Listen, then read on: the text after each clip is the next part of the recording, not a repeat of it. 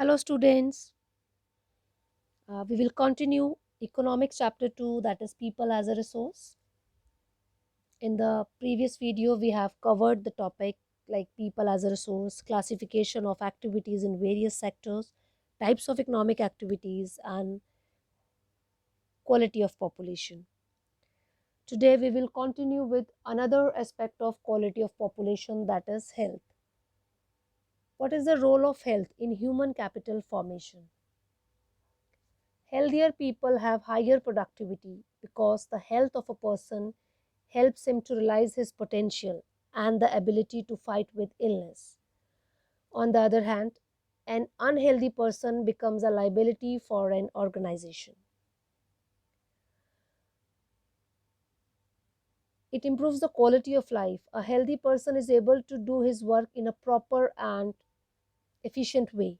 A healthy person makes greater contribution to society as compared to unhealthy person. Good health enables a person to earn more and to be more regular in his work. A healthy person becomes an asset for the country while an unhealthy person becomes a liability for an economy. India has built a vast health infrastructure and also developed the manpower required at primary sector, secondary sector and tertiary sector in government. Life expectancy have been increased over the years and infant mortality rate has come down. The next topic we will discuss is unemployment.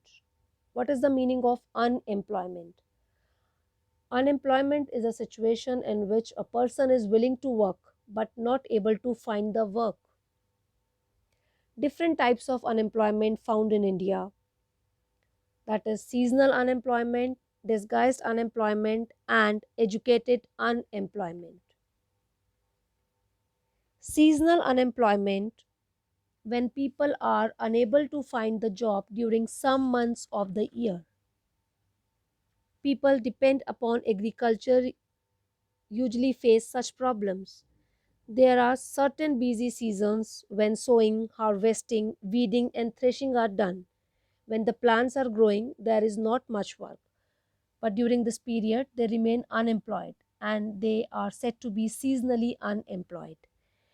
Disguised unemployment means in case of disguised unemployment, people appears to be employed but actually they are not employed. Sometimes in agricultural families, 8 people are working on a farm whereas only 4 people are needed to do that work. Thus 4 persons are surplus and they are not needed on the farm.